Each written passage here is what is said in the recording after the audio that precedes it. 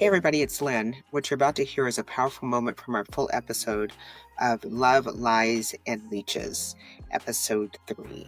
We got into the difficult but necessary conversation about Sean Combs, about the video, the allegations, and how we make sense of legal versus moral. It got layered, it got tense, and it got real. Here's a clip from that exchange. Speaking of toxic relationships, another thing that jumped out to me this week was obviously because we were talking about that wonderful, great University of Howard. There's another gentleman who attended the university who's been in the news quite a bit over the last couple of months. That's Sean Combs. Full disclosure, we attended the Mecca around the same time.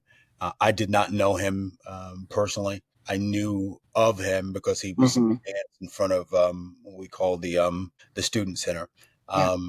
And so he was part of that New York clique, and I wasn't. I'm a wonderful Southerner. Yes, you are. Great state of South Carolina. Great state. Fucking bang.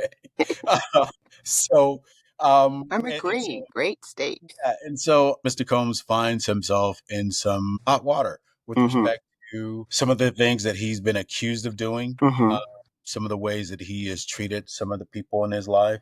Yes. And, I have some strong feelings about it. First of all, let me say this. Any man that puts hands on a woman, I have zero respect for. Absolutely. And, part of me said, give me 5 minutes with him in a room and let's he and I have a conversation man to man and see what happens. Sure. And so seeing that video of him and what he did, and we saw this with our own eyes with his Ventura, was sickening.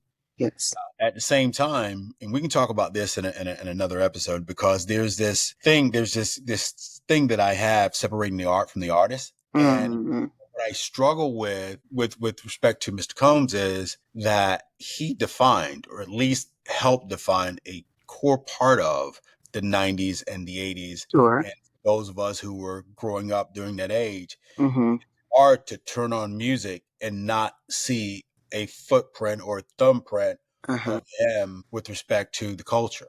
But you can't deny what it is that you're seeing, nor can you deny what it is that you're hearing. In an ideal world, this man would go to prison for a very, very long time. I think that's where we're trending. You're saying, and John, I just want to clarify. You're saying that he should go to jail for a long, long time because of the physical assault because of the physical assault, and because of all the other things that apparently this guy has. He's just a foul.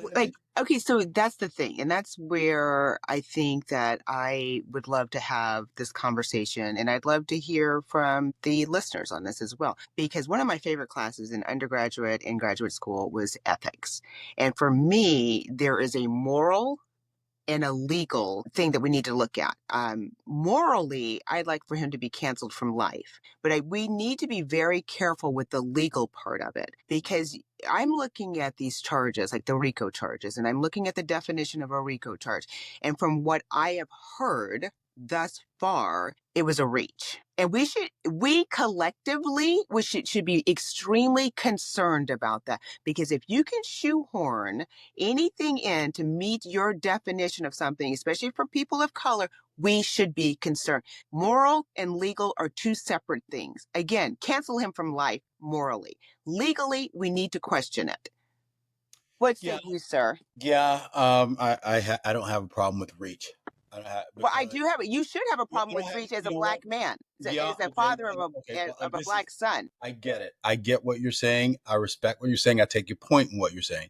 But I also believe that this man has probably done a lot more foul shit that we don't know about. Are we accusing him of it? Was he prosecuted for it? Or I don't care what you're doing. Morally, again, cancel him from life. Morally, legally, you need to question it. Legally, we don't want to say, well, because I don't like him, he should go to jail. Well, I don't like a lot of people. I don't have a case against them. I think there's a case there in terms of the things that he's been accused of doing and what it is that has been shown so far in terms of flying individuals. And he didn't put anybody in a cage.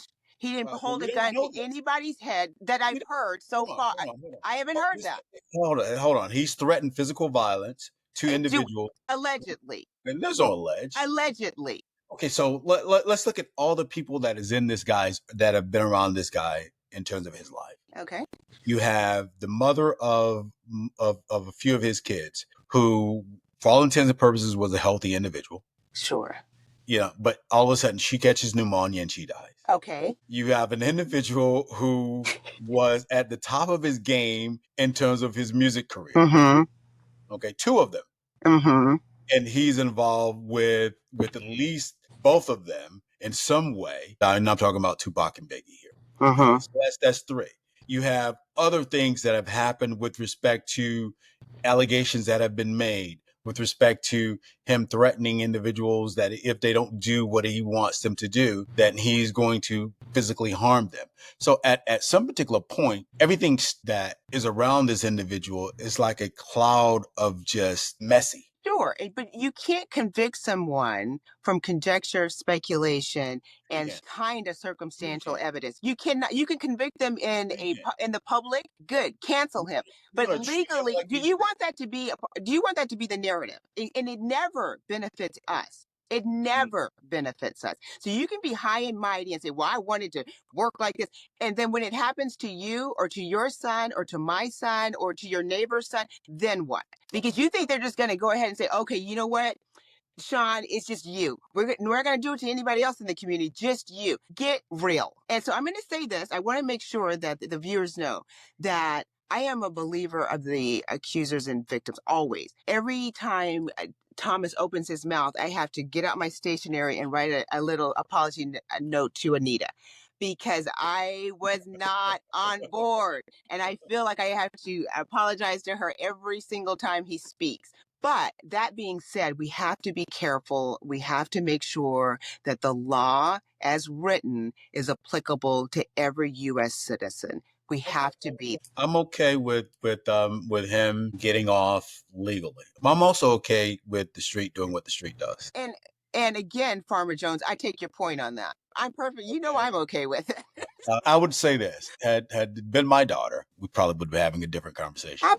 Absolutely. But again, you have to. The law is the law, and it needs to be the same law regardless of what you look like, what you make, any of those factors. The law is the law, and we in the Black and brown community need to be very careful with that in separating the moral from the legal, in my opinion.